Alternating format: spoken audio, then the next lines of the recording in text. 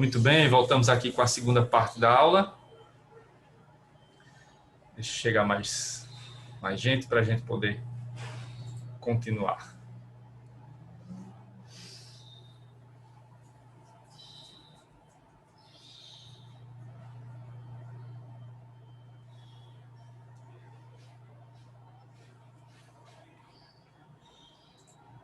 Aí só aproveitando aqui que a representante do grupo da próxima semana, né, da quinta, já está aqui, Lara, né? Então, na quarta, você manda para mim o slide, tá?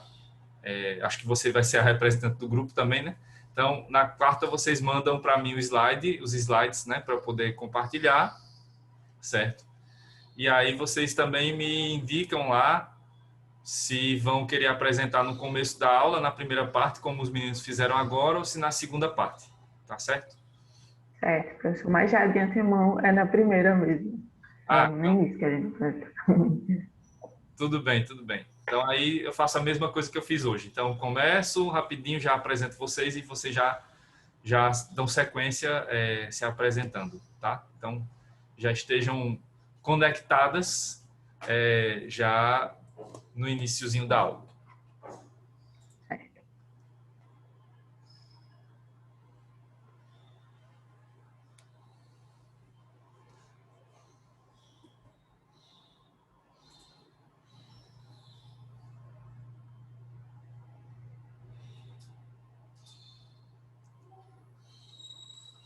Pronto. Do grupo agora só está faltando quem entrar o Thales, né?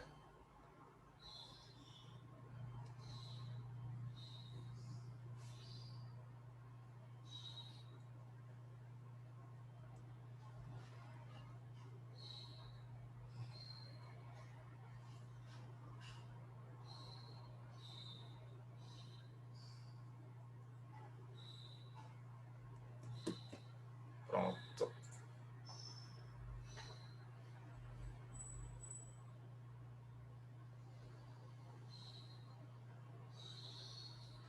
Muito bem, então, deixa ele se conectar, pronto. Então, os 5 já estão aqui, né? Kênia, cadê o Marcos, Wilson, Thales e Samara. Pronto, muito bem. Então, só para confirmar, todos vocês obtiveram a pontuação máxima prevista aqui para essa atividade. Então, todos estão com 2 pontos extras para a primeira prova. Parabéns para vocês. Gostei da apresentação, mais uma vez. Obrigado, professor. Nada. Gostei da apresentação, então estão no caminho certo aí, né, para daqui a pouco apresentar os TCCs de vocês. Sigam com esse caminho. No segundo bimestre tem outra oportunidade para vocês apresentarem, então, se quiserem continuar, né, fazendo os treinamentos comigo aqui, fiquem à vontade. Gostei muito da apresentação, ótimo, parabéns. Obrigada, professor. Nada. Bom, agora vamos dar sequência aqui ao assunto e ficou mais fácil para mim agora, né? Porque com a apresentação da renúncia, a aceitação agora ficou mais clara, né? Então vai ficar tudo mais claro para vocês agora, né? Porque a aceitação é a outra face da renúncia. E agora, né, que o grupo da renúncia apresentou, agora eu posso falar mais algumas coisas, acrescentar mais algumas informações sobre a aceitação. E aí deixa eu só chegar aqui na questão das espécies de aceitação aqui. Aceitação expressa, né? Tanto vale, tal como na renúncia, né? Tanto vale aqui a escritura pública quanto o termo nos autos, que eu não tinha falado ontem, né?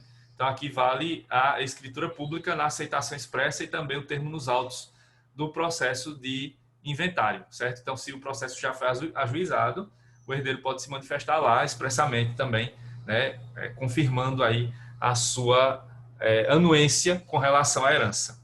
Então, informação aí que não tinha passado ontem, de propósito, né? Esperando o seminário hoje para complementar.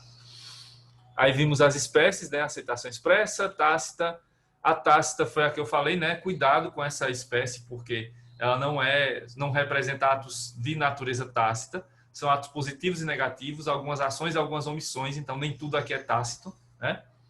Então ela vai englobar, na verdade, tudo aquilo que não for aceitação expressa ou aceitação presumida. Aí o que não se enquadrar na primeira e na terceira espécie vai entrar aqui na segunda, né, que é a aceitação tácita.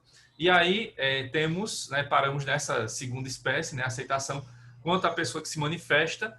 A mais comum aqui é a aceitação direta, né, feita pelo próprio herdeiro, mas vamos ver agora, né, com detalhes os casos em que é possível que terceiro faça a aceitação, né, aceite em nome do herdeiro, né? Mas como são casos excepcionais, só é possível quando houver previsão em lei expressamente ou quando houver previsão expressa em contrato, claro, no tipo de contrato em que essa situação pode ser configurada, que é o contrato de mandato ou de gestão de negócios, certo? Então, começando aqui, né, pela primeira espécie de aceitação indireta, temos a aceitação pelos sucessores do herdeiro. Eu vou voltar um pouquinho, porque ontem, quando eu fui falar disso, já tinha acabado a aula. Então, recapitulando, né? Então, a aceitação pelos sucessores do herdeiro é o que prevê o artigo 1809 do Código Civil. Então, falecendo o herdeiro antes de declarar se aceita a herança, o poder de aceitar passa-lhe aos herdeiros, a menos que se trate de vocação adstrita a uma condição suspensiva, ainda que não verificada. Aí, veja, o Tales, quando ele apresentou agora, né, na primeira parte da aula, ele falou de uma questão da figura do pré-morto.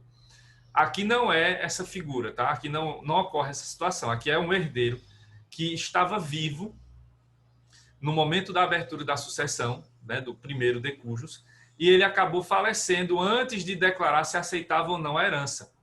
Então, nesse caso, como ele não está mais vivo, né, para poder dizer se quer ou não a herança, esse direito passa para os seus herdeiros. Mas, para isso, é preciso que eles sigam uma ordem, né? Aceita primeiro uma herança para depois aceitar a outra. Então, vamos ver como é que isso vai funcionar, né?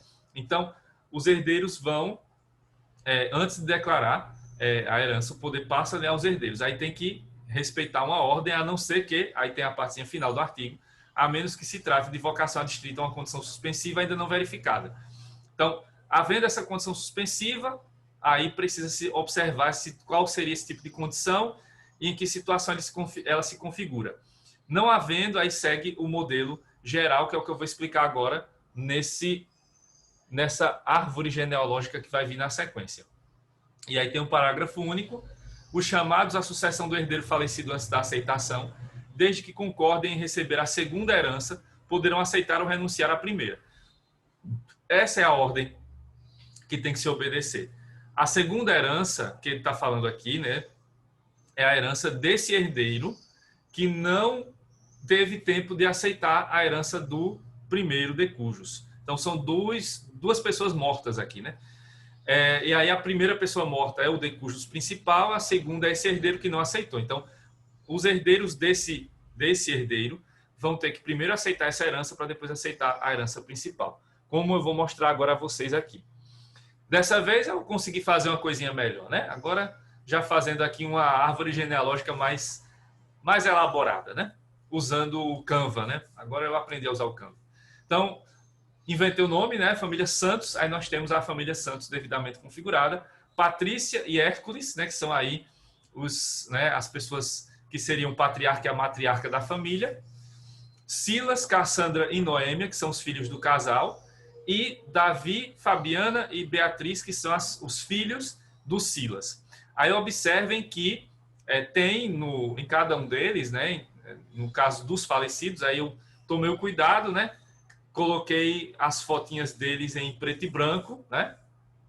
Como sinal aí de que eles, para diferenciar, né? Os falecidos dos que ainda estão vivos. E a data de falecimento de cada um que está aí também, certo? Essa situação, infelizmente, né, tem acontecido com mais frequência no Brasil, muito mais frequência do que queríamos, porque, né, como vocês estão acompanhando aí, mais uma vez, chegamos a mais de 2.000 mortes diárias, né, por Covid no Brasil. E tem acontecido muito isso, né? Os médicos estão relatando pessoas da mesma família sendo internadas, sendo entubadas e morrendo, né, quase que no mesmo dia, né? Infelizmente, isso está acontecendo muito no nosso país. Então, numa situação dessas, seria uma possibilidade, né, de que ocorresse isso. Então, aí no nosso exemplo, Hércules, que seria o patriarca da família e o nosso principal de cujos, ele faleceu no dia 30 de janeiro deste ano, tá? Então, tá aqui o Hércules.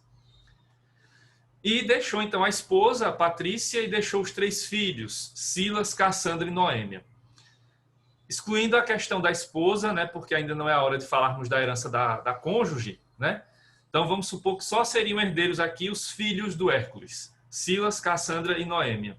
E aí, vocês já estão aprendendo isso desde ontem, a aceitação ela presumidamente já ocorre ou já pode ocorrer a partir do momento da abertura da sucessão. Então, no dia 30, Cassandra, Noêmia e Silas já poderiam ter dito, né, já poderiam ter escrito ali a sua vontade manifestada de aceitar ou renunciar à herança.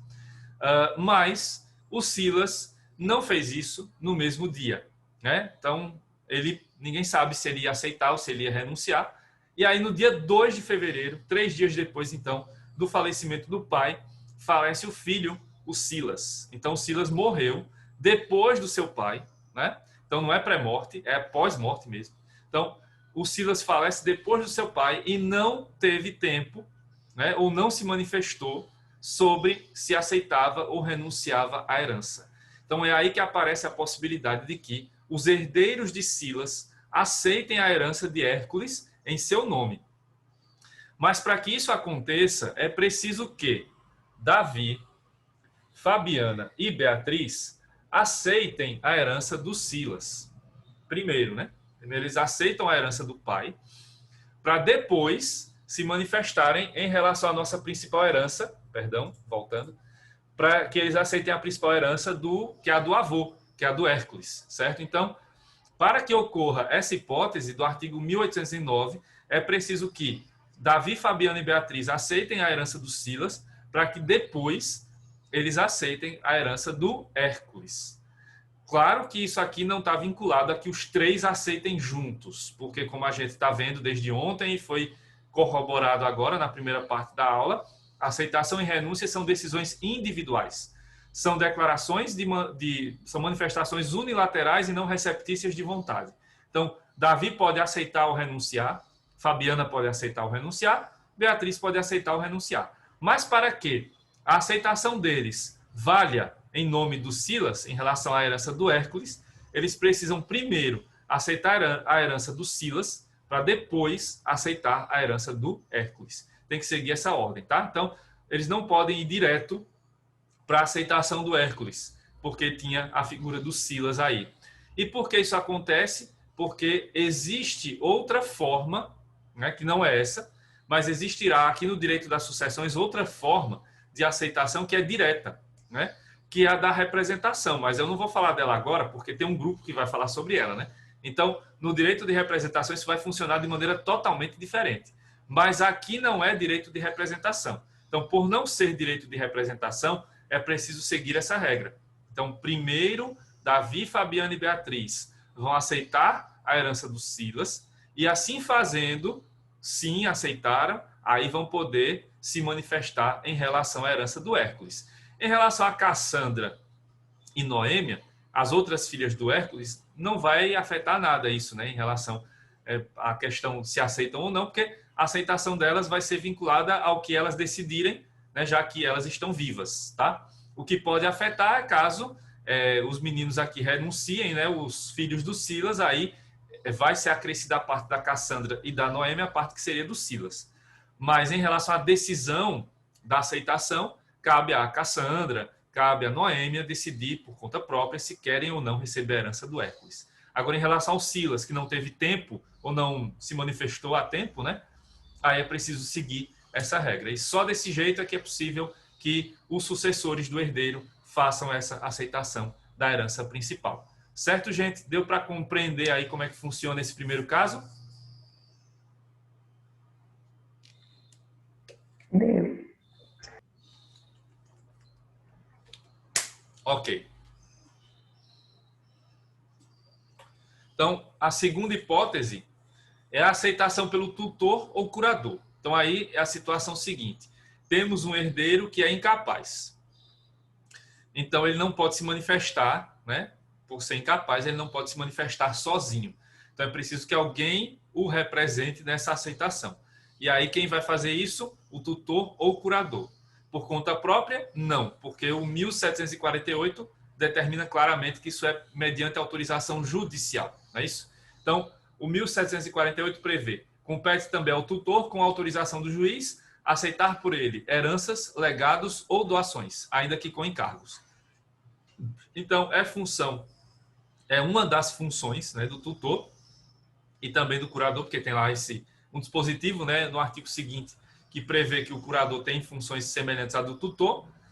Então, é função do tutor ou é função do curador aceitar em nome dessa pessoa heranças, legados ou doações. Claro que não por conta própria, mas sempre mediante autorização judicial. Mas é possível? É, nessas hipóteses, nessas circunstâncias. A terceira hipótese de aceitação indireta, né, por terceiros, seria por mandatário ou gestor de negócios. Aqui não tem uma regra específica, certo? O que temos é a possibilidade colocada através da regra geral do artigo 653, né, que é o artigo geral para mandato e gestão de negócios. Então, opera-se o mandato quando alguém recebe de outrem poderes para, em seu nome, praticar atos ou administrar interesses. A procuração é o instrumento do mandato. Então, no caso aqui, o mandatário ou gestor de negócios, se e somente se houver expressamente previsto no contrato de mandato ou da gestão de negócios a aceitação da herança em nome do herdeiro, aí o mandatário pode fazer isso, aí o gestor de negócios pode fazer isso. Então, só se houver previsão expressa em contrato é que é possível que o mandatário ou gestor de negócios aceite a herança em nome da outra parte, certo? Se isso não tiver previsão expressa no contrato, então não é possível que o mandatário exerça em nome do seu contratante essa função. Então, aqui só é possível que isso aconteça se houver a previsão expressa no contrato, certo? Isso inclusive, né, é possível no caso de um advogado, né, como nós aqui da área jurídica. Então, se nós advogados fazemos uma procuração e lá na procuração o nosso cliente nos dá poderes para aceitar a herança em nome dele, é possível que isso aconteça, né? Mas se não houver essa previsão no contrato do mandato, né, e na procuração, que é o instrumento do mandato, então não será possível que isso aconteça. Aí a aceitação volta para a regra geral e só pode ser feita diretamente pelo herdeiro, certo? Então, como são casos excepcionais, só é possível se houver previsão expressa, certo? E o quarto caso, né, que foi melhor explicado aí pelos meninos no grupo, né, é a aceitação pelos credores do de cujus. Então, nesse caso aqui, o que ocorre, né, é que o herdeiro vai renunciar, né, prejudicando seus credores, e aí renuncia à herança. Na verdade, tem algo a ser retificado aí nesse meu slide. Deixa eu ler o artigo, aí eu vou dizer o que é que vai ser retificado, porque não são os credores do de cujus. O artigo 1813, caput, prevê: quando o herdeiro prejudicar os seus credores, renunciando à herança, poderão eles, com autorização do juiz, aceitá-la em nome do renunciante. Então, vou retificar o slide aí que está errado. É pelos credores do herdeiro, não do de cujus. Então, o herdeiro vai renunciar à herança. Isso foi explicado agora na apresentação do seminário. Então, o herdeiro renuncia à herança, mas ele renuncia, né, e essa renúncia vai implicar no prejuízo dos credores. Porque, veja, eu falei disso ontem também. Muitas vezes o herdeiro ele está com dívidas, né, perante lá seus credores. E os credores veem nessa herança a possibilidade de que essas dívidas sejam quitadas. Mas o herdeiro não quer pagar essas dívidas. Então, ele renuncia à herança, né? Então, isso claramente vai prejudicar os seus credores, porque ele poderia ter ali, né, com a herança, o acesso aos bens, ao patrimônio necessários para pagar essas dívidas. E com a renúncia, isso não vai acontecer. Então, quando ocorre essa possibilidade, né, o herdeiro renuncia e prejudica os seus credores, então é possível que os credores do herdeiro, né, por meio de autorização judicial, aceitem essa herança em nome do renunciante. Então, essa renúncia não vai surtir todos os efeitos possíveis, porque a parte que for remanescente ali em relação à dívida que o suposto herdeiro teria, ela vai ser extraída da herança, né? E isso é possível desde que, claro, os credores do herdeiro façam esse pedido perante o Poder Judiciário. Como isso vai funcionar, aí os parágrafos vão explicando. A habilitação dos credores se fará no prazo de 30 dias seguintes ao conhecimento do fato. Aí, veja, não pode ser 30 dias seguintes depois de 30 anos, né? Isso, os herdeiros, os credores aqui têm que estar também ligados, né? Esse prazo tem que ser razoável, não pode ser 30 anos depois, 20 anos, 5 anos, porque aí depois já pode ter tido a partilha, né? Então, a ideia é de que os credores estejam sempre ali atentos à situação do possível herdeiro e assim que tomem conhecimento desse fato já, né, ingressem com esse pedido. E aí o prazo é exíguo, né? São só 30 dias depois do conhecimento do fato para que eles possam se habilitar a essa herança. Certo? E aí, esse parágrafo primeiro traz essa consequência, né? E aí eu não coloquei o segundo, deixa eu ler aqui o segundo. O parágrafo segundo do artigo 1813, creio que foi lido pelos meninos também, mas vale a pena ler de novo. Ele prevê o seguinte: pagas as dívidas do renunciante, prevalece a renúncia quanto ao remanescente, que será devolvido aos demais herdeiros, que foi o que eu falei agora, né? Então, os credores aqui, eles não são herdeiros, né? Eles são credores, continuam sendo credores. Então, eles vão se habilitar em relação à dívida, né? Então, supondo, o herdeiro, se tivesse aceitado a herança, ele receberia, lá no final, na partilha, 3 milhões de reais. Mas ele tinha dívidas com seus credores que girariam em torno de 2 milhões, certo? Não os 3, 2. Então, os credores vão se habilitar na herança para receber as suas dívidas, né? O que está sendo devido, que são 2 milhões. E aquele 1 milhão remanescente não vai ser dado aos credores, porque eles não são herdeiros, eles são credores. Então, o dinheiro que sobrar volta para a herança, porque a renúncia vai ser obedecida. O herdeiro renunciou, ele não quer herança. Mas aquela parte que foi renunciada, né, e que não vai surtir efeitos porque existiam dívidas, essa vai ser paga para os credores. O que sobrar, o remanescente, não vai para ele, herdeiro, porque ele não quer a herança, ele renunciou, e aí a renúncia é irretratável, né?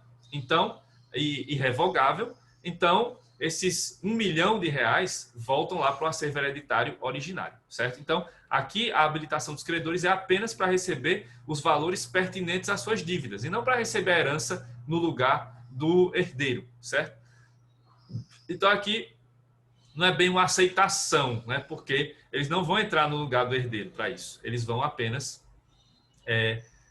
receber ou ingressar nesse processo para receber aquilo que lhe é devido, né? Se corresponder, se coincidir com toda a parte da herança, ok. Mas geralmente não coincide com toda a parte da herança que seria recebida pelo herdeiro. Então eles recebem a parte que lhe cabe e o restante volta para o acervo hereditário, para os herdeiros verdadeiros, certo? Então, essas são as formas de aceitação indireta, né? São nesses 4 casos, e somente neles, nesses 4, é que é possível que ocorra a aceitação em nome do herdeiro, certo? Bom, outro ponto, né, que tem que ser ressaltado aqui é a vedação de aceitação mediante condição suspensiva ou resolutiva, bem como por condição ou termo. Isso também vale para a renúncia, né? Então, não se pode aceitar ou renunciar à herança por meio de condições estabelecidas, né? Então, isso é o que prevê o artigo 1808. Não se pode aceitar ou renunciar à herança em parte, sob condição ou a termo. Então, nem pode haver termo inicial nem final de aceitação, né? Termo, vamos dizer, de tempo, né? Por exemplo, termo inicial, termo final em relação ao tempo. Nem pode haver condição suspensiva ou resolutiva, né? Que vincule a aceitação ou não da herança. E nem se pode aceitar a herança só em parte ou renunciar só em parte, né? Ah, eu só aceito a parte boa, só aceito o que tem para ganhar dinheiro.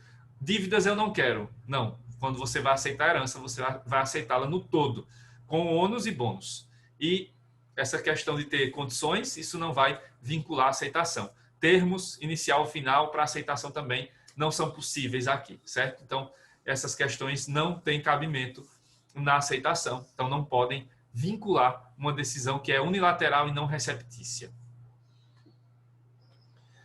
A aceitação será em sua totalidade ou implicará em renúncia. Então, só corroborando o que eu disse agora, após a aceitação pode ser feita a cessão de parte da herança, porém, para que isso ocorra, terá que ocorrer anteriormente a aceitação.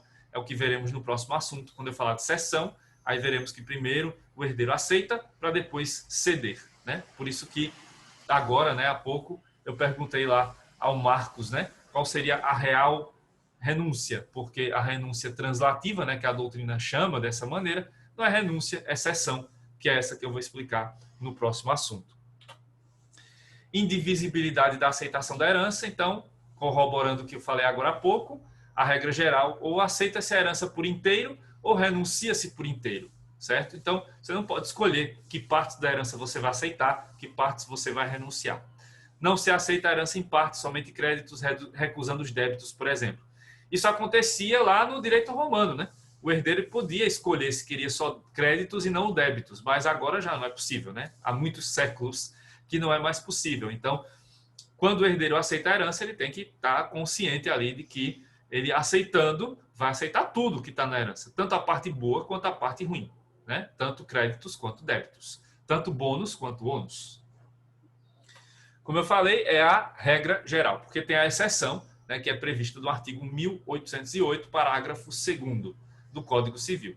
O herdeiro chamado na mesma sucessão a mais de um quinhão hereditário sob títulos sucessórios diversos pode livremente deliberar quanto aos quinhões que aceita e aos que renuncia. Aí veja, isso aqui não é em relação ao patrimônio em si, bem por bem, né? Uma casa, um carro, tal. Não é. Isso é em relação à espécie de sucessão, se a legítima ou a testamentária, certo? Então, o herdeiro ele pode ser filho do decujus, então é herdeiro legítimo, e ele pode ter recebido bem a título de testamento, né? Quase não sai. Então, bem a título de testamento.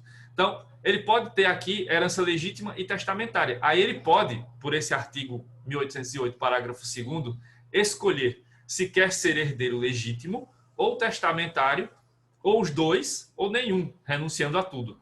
Então, ele pode aceitar a herança legítima e renunciar à testamentária? Pode. Ele pode aceitar a testamentária e renunciar à legítima? Pode. Ele pode renunciar às duas? Pode. E ele pode aceitar as duas também, né? Agora, o que ele não pode fazer é: eu quero ser herdeiro legítimo, mas eu quero herdar essa casa aqui, esse carro, esse outro. Não, o resto eu não quero, não. Não é assim, né? Então, se ele aceitar a legítima, é com tudo que vem com a legítima. Não pode ficar escolhendo o que vai aceitar ou não. Se ele aceita a testamentária, ele vai aceitar aquele bem do jeito que ele está.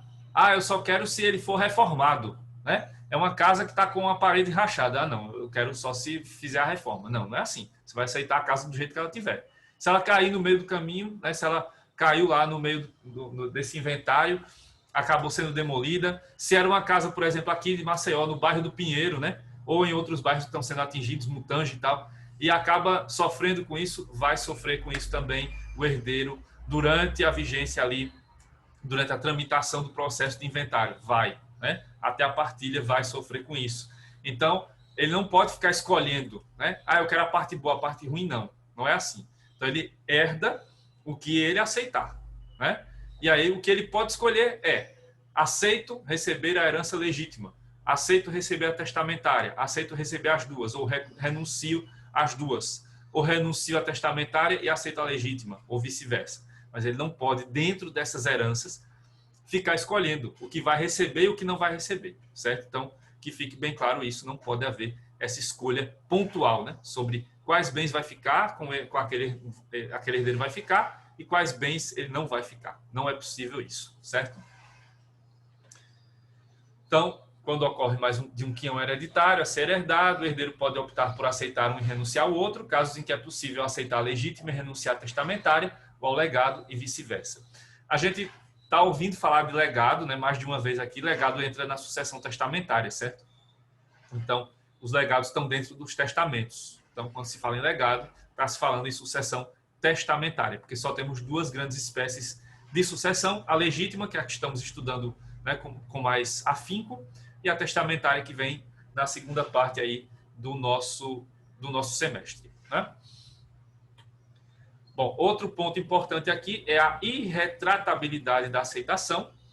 Isso foi falado também pelo grupo da renúncia, né, hoje. Então, uma vez aceita a herança, não é possível a sua renúncia. É o que prevê o artigo 1812, já foi lido, vou ler de novo. São irrevogáveis os atos de aceitação ou de renúncia. Então, uma vez que você aceita a herança, uma vez que você renuncia à herança, você não pode voltar atrás na sua decisão. Então, aquelas pessoas indecisas que hoje acordam de bom humor, amanhã acordam de mau humor, hoje acordam decididas a herdar, amanhã não querem mais herdar, aí elas vão ter que se decidir em um momento, né?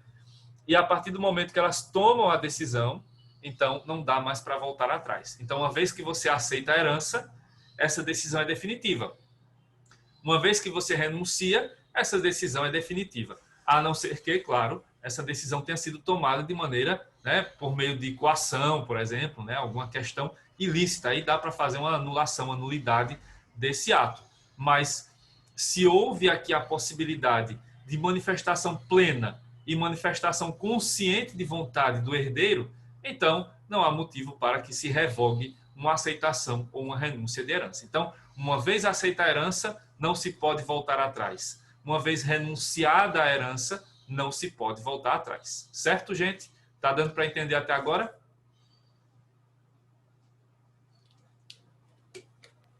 Tá sim, professor. Beleza. Dando sequência, o herdeiro aparente é uma figura que aparece aqui, né? Sendo redundante, é uma figura que sempre surge aqui. Bom, o herdeiro aparente, né? Dando a definição bem genérica, ele seria aquela pessoa, né? Não podemos chamar ele de herdeiro, né? Ele é uma pessoa que age como se fosse herdeira, né? Pode até ser que ela seja, né? Mas existem situações em que essa pessoa não será herdeira. Pode ser um parente aqui, certo? Que, diante do falecimento do outro parente, né, do nosso decujus, ele vai tomar a frente e vai assumir, por exemplo, a posse, né, o controle ali, mesmo que provisório, de uma propriedade e tal. Mas ele, de fato e de direito, não será herdeiro.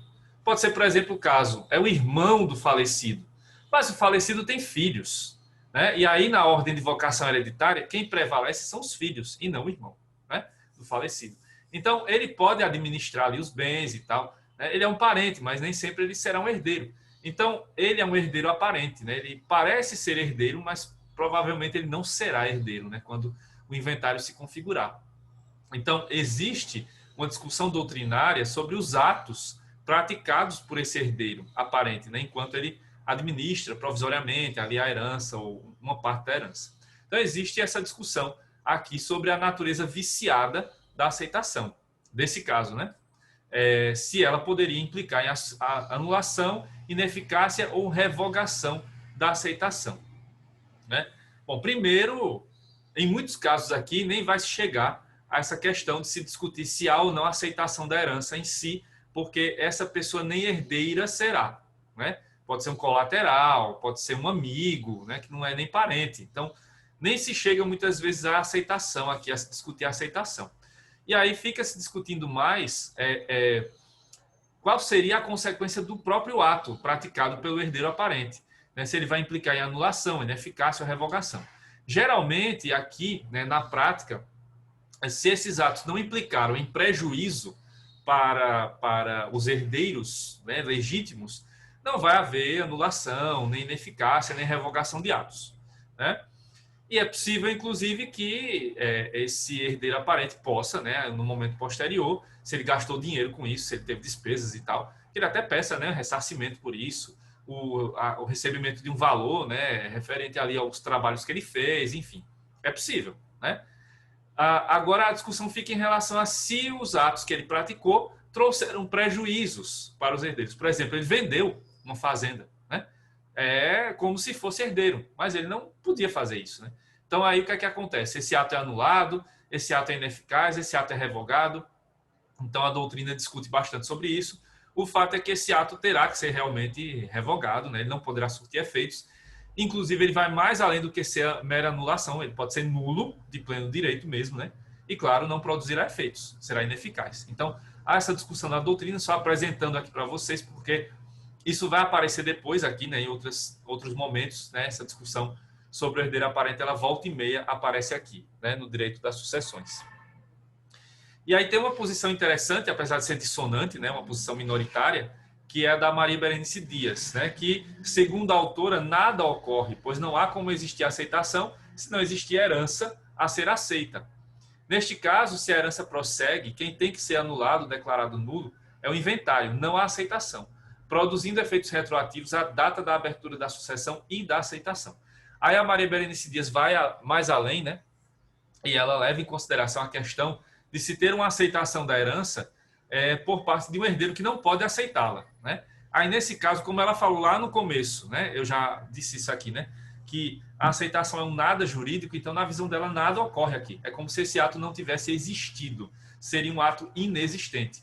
Mas vocês viram agora, né, há pouco, no slide anterior, que a doutrina discute o plano da validade e da eficácia, né? Então, eles veem que o ato existiu, e de fato existiu realmente, né? Mas aí a discussão é se ele vai ser nulo, se ele entra no plano da validade, né? Se é nulo, anulável, e no caso do plano da eficácia, ele sendo ineficaz, né? Então, a posição da Maria Berenice é vista mais como uma posição mais radical aqui, né? Porque ela opta, né, por dizer que aqui existiria uma existiria não, perdão, que aqui não existiria, né? Então, aqui ocorreria a inexistência do ato, mas o ato ocorreu. Então, não dá para dizer que ele é inexistente, né? Então, só apresentei aqui para vocês, mas é uma posição minoritária, né? Porque a maioria da doutrina vai discutir ali só se o ato incide no plano da validade ou da eficácia. Mas ele existiu, né? Você não vai poder dizer que a venda de uma fazenda, por exemplo, por um herdeiro aparente não existiu. Ela ocorreu, né? Agora, o que é que vai acontecer aqui? Essa venda vai ser nula, vai ser anulável, vai ser ineficaz? É nesse nível, né, que a doutrina em geral discute essa questão. Mas aí, como a Maria Berenice Dias disse lá no começo que a aceitação é um nada jurídico, então para ela nada ocorre. Mas não é bem assim que funciona, né? Então, é preciso levar em consideração que o ato existiu e quais são as consequências, né, possíveis aqui, quais são as soluções possíveis para desfazer esse ato, né? Para que esse bem volte para a herança e realmente seja destinado da maneira que os verdadeiros herdeiros querem, e não que um herdeiro aparente queria, porque herdeiro aparente não é herdeiro, né? Ainda não é. Pode até vir a ser, mas ali só na aparência não dá para dizer com certeza se aquela pessoa tem ou não direito à herança, certo? Alguma dúvida sobre isso, gente? Sobre esses pontos? Professor, o herdeiro aparente também aparece na petição de herança, né? Oi, repita, por favor. O herdeiro aparente também aparece na petição de herança, né? Exatamente. Por isso que eu não falei muito dele agora, porque Uhum. eles vão falar, né, no grupo da petição de herança, vai ser mais falado sobre ele, né? Que é lá que vai surgir mais essa discussão, né? Porque é na petição de herança que existe a possibilidade de que esses herdeiros, né, esses outros herdeiros possam começar a fazer a habilitação da herança, né? Sim. Aí vai ser esse tema, né, do herdeiro aparente vai ser mais detalhado quando vocês falarem na próxima semana sobre a petição de herança, certo? Bom, e aqui só apresentando aqui para vocês o nosso próximo assunto, né, que vai ser a sessão de direitos hereditários. Então, na quinta-feira, vai ter o grupo, né, que vai apresentar. O tema é justamente esse, né, petição de herança na próxima quinta, não é isso? Isso. Pronto. Então, vamos ver a petição de herança. E aí, na sequência, a gente já vai ver a sessão de direitos hereditários na sequência, porque esse assunto da sessão tem relação direta com a aceitação e renúncia, né? Vimos isso hoje. Então, eu vou especificar melhor esse assunto sobre sessão na aula da nossa quinta-feira da próxima semana, certo? Bom, falta menos de um minuto aqui para terminar a aula de hoje.